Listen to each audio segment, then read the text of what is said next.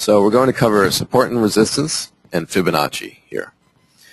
Now, when you first open your charts, what do? For me, I go to the larger time frames. Here I have the weekly chart, just to get a sense of where I am. As we cover the tools, we'll see that many of them also apply to these larger time frames and give us perspective, an overview of where we are. So we don't want to have that tunnel vision where we're looking at the smaller time frames only. So this is a good place to start and simply mark some support resistance levels. Now I wouldn't worry about going too far, going too crazy back, because day trading, whatever's in play, this level is not going to be tested anytime soon. So we mark up our our relevant levels. Go to the daily chart. Maybe we fine-tune them, see if there's anything else that stands out. Particularly, I would like to look at the most current swings. So I would pick this. It was the recent high of this in here, the most recent high of the previous swing. And that's in play right now as a resistance level that's getting tested, so we want to be aware of that.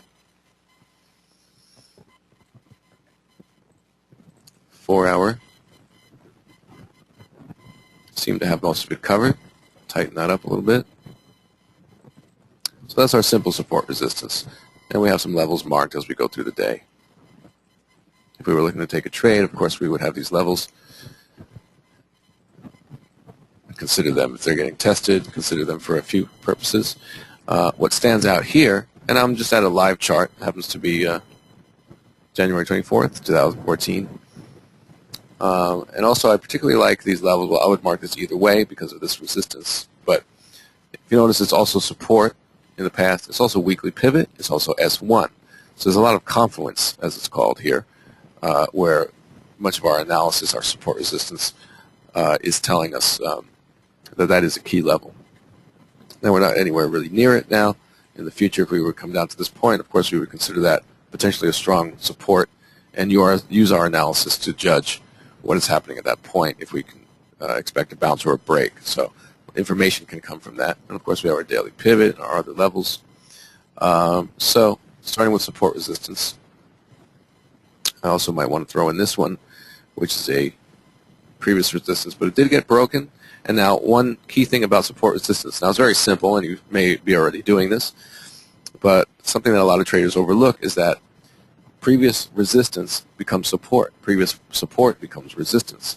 So again, we mark this as a support area, first of all. If we were just looking back here, and we would see an obvious support over a couple of days, and we would mark that. Now going forward, that support level becomes a resistance, and we see in this case it respected it pretty much to the pip as a resistance level.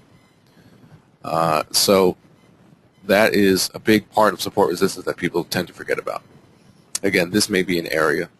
This is the recent high before it was broken. So if price comes down, this may be an area of resistance. Support, rather. It already was resistance, so it may act as support. And generally, if we're talking about the confluence idea, that we also have a 50 moving average, which I use as support resistance as well. We'll get more into that. Daily pivot. So we see particular areas of confluence, stronger levels. Now, also with support resistance, what I like to do is draw a box over the pin area. Now, this is a 1 hour chart, and this is where I start getting more detailed in my analysis, marking up the chart. So, for example, we can see here this low that was created. And going forward, we would say that's a support level.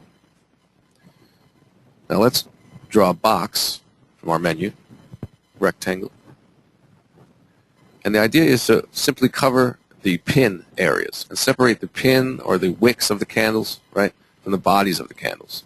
So the close, and so we're getting all pin and no body, as much as we can get without getting the body in there. And we have ourselves a zone. Now this is a support zone, and I like my zones. I also use Fibonacci for zones. So using this as a zone, okay, it looks like we came within a few pips, didn't quite touch it in this example, but using that as a zone, we have a support zone, and that gives you a lot of information and can really help you when looking to trade off of a support resistance level, which does come into play, of course, in this technique, along with other factors. So if, for for example, you're considering the support area for potential long based on your whole analysis, volume and everything else, and you're considering for a long entry, many people run into the issue where, okay, well, if I'm looking to buy off support, do I need it to test the ultimate support, right? If I'm looking to sell off resistance, in this case a very small box, if I'm looking to sell off resistance, does it have to touch this absolute high price, or where can I say now we're testing for support? Because often we see these levels get tested but not fully to the most extreme price. So we can get a bounce off support but we didn't touch the bottom, bounce off resistance but we didn't quite touch the top level. And you end up missing the move or saying, well, I'm going to have to go in early and hope that it doesn't go all the way. So that creates not a great situation, right? So using these levels and these areas as a zone, as price first touches, in this case it came very close. I'm just using a recent example to illustrate. When it just first touches the top of that zone, we can begin to judge the reaction. And this is stuff that we'll cover in the future with volume, and that's a big part of it. So this becomes an area that may or may not attract buyers. You may have a very strong buy signal just starting to touch this area, a very strong buy signal and a rejection. And from there you can have confidence about what happened there. You can also use the zone, secondly, to see if price is sitting within this area. Let's say you get a candle, another candle, and again, this is 1 hour. You can use this on smaller time frames as well. And you see price within that area. You can now judge, is the volume high? Are we seeing signs of strength? Are we seeing what we call accumulation? And these are things that we'll cover in the future. So we're looking at these zones to generally judge the behavior. So we could see certain behaviors going on in this zone that suggest it will break and continue down, or certain behaviors that will suggest that it will reject. And when it comes to the volume stuff, I will be mentioning volume a lot because it's a big part of course, my trading.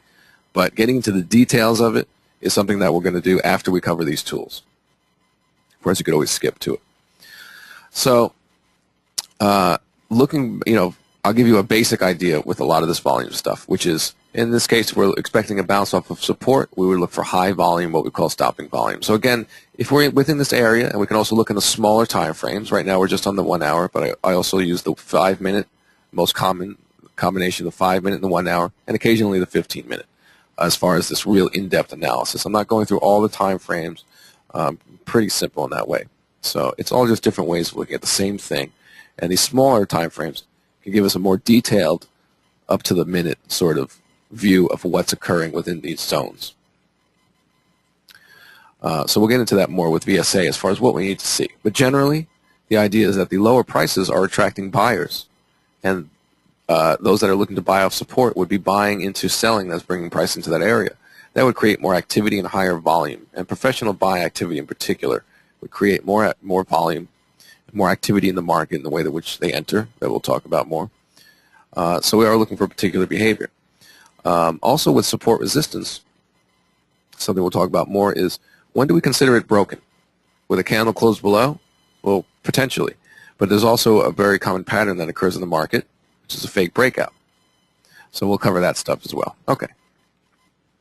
We'll stick to the plan here. All right, so we have our boxes, and again, we can draw them as we go along and see areas. In this case, we do have that example of overshooting that support just slightly and creating that fake breakout pattern. So that's a very common pattern, and we'll get into more about that. We can take advantage of trading off of those patterns. And just to give some more examples, I don't want to rush it. I would obviously mark that for future reference, that if price is now coming to this particular exact price level, give or take a few pips, we can tell exactly where we need to start seeing the evidence of selling if price comes into that area. And of course, we'll get into how to read that. So keeping those zones marked as you go through, very helpful. Okay, so the next thing we're going to cover right here is the Fibonacci. Let me start with a clean chart. Okay. So the Fibonacci retracement, very, very common among VSA traders, among traders in general, not VSA traders. Very common indicator in general. And the levels that I use are only the 50 to 618 levels. So let's see if I can just find a quick fib retracement here. So I choose my Fibonacci retracement here from the menu, drawing it from high to low. And we see the 50 to the 618 levels. Now, you'll automatically have more levels, and you can double-click this line, right-click, go to your properties, and pick the levels that you want in there or you don't want in there. So I simply have my 50 to 618 and some fib extensions you can see as well, which mark our support box perfectly there. So I'm only interested in this level. Now what I can do is, again, my box, take my box, draw it over that. So if we were in real time here and we had this down move beginning to retrace now, we can draw our fib from high to low and have this level marked in advance. As prices now start to retrace from the down move, we'd have our fib level marked, and we can actually get rid of the fib if we want. Because once you start drawing multiple fibs, what do you get? Lines all over your chart. You don't know what's coming from what, right? So luckily for me, I'm only using this as a zone. I can draw my fib, draw the box, and delete it. So very clean chart. I like to keep it as clean as possible. And so now we're retracing, and now we get up to that point. We can mark that zone. We can make it more clear if we want.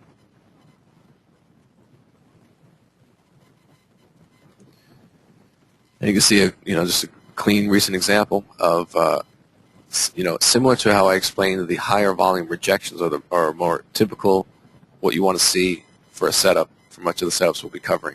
So you can see another example where the fib zone, Fibonacci zone, similar to the support resistance in that way. It is pretty much a resistance now that's projected based on this swing. So seeing if it behaves. And here we do see that example of higher volume, the rejection in the price action, stuff we'll get into. So watching the behavior in this zone is very telling. Now what's the first candle that really came into the zone was this one. And we see a sign of weakness, VSA-wise, the highest volume of the day, and the way the candle closed, stuff that we'll cover soon. So again, using that zone. Now, in drawing the fibs, before I get to that, if there is a close above, this was our 618 level. Now, if there's a close above the 618 level, I'll generally say this is not likely to reject and continue this downtrend in this case. Once it closes above the 618, it's more likely to continue. I would have my resistance box there. And as we go forward, you'll see this is all about probability. You'll hear me use the word probability a lot. So the probability of moving to this point has increased dramatically once there's a close above this 618 level. The probability of retracing and continue, just a simple retracement rather than a reversal, a retracement and continuing the trend, the probability is much higher when you see this type of rejection and start to pull away. And of course, we have our other criteria for looking for that short entry. So I do not look to go long on a break here. That's not a trade I take. But, well, you can consider if for other reasons you want to go long, that you have broken a 618, and now your probability, since you closed above, your probability has now increased to the upside. So using that information, you'll find that these are all tools that give you information about probability. So again, seeing a proper weakness reaction in this area, probability is downward. Seeing it close above, probability is up. I do more often look for the trade of a rejection and try to get in with trends on retracements. But if the situation happens to be right, and you're using the tools to give you this information, and there's a lot of things telling you to get into the trade, including a close above 618, that's reasonable.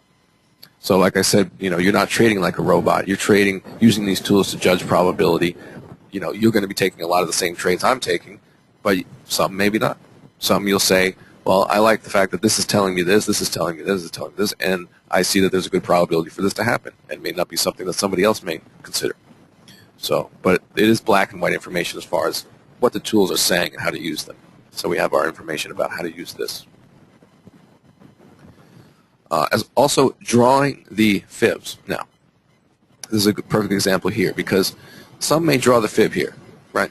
Picking the absolute high of this swing, right? Simply drawing it there. That doesn't look so wrong, does it?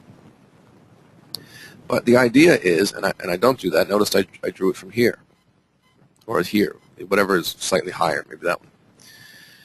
Because what I'm trying to do is, now, with a Fibonacci, we're measuring the percentage of retracement of a trending move, right? This is 50%. This is 61.8% of retracement from this range, high to low. This is halfway. So if we want to measure the retracement, we want to measure the retracement of a trending move, not including any noise that may have happened, or range, or other highs that may have occurred before the trending move. So if we started from here, we're not really measuring the retracement of a trending move. We're measuring the retracement from a high that didn't trend yet. And it's really, at this point, we can pick our highest point of the trending move. So that really should clarify. If we have a double top, I'm drawing it from the second top. Right? Double bottom, I'm drawing it from the second bottom. Let's make sure I just keep that, make sure that's clarified. I can give another example. Again, here, I would draw my fib from that high, second top on a double top. Double click there, delete. And I think you get the idea. I would draw it from this low. Again, drawing from this high to this low. Looks like there was a fib retracement there.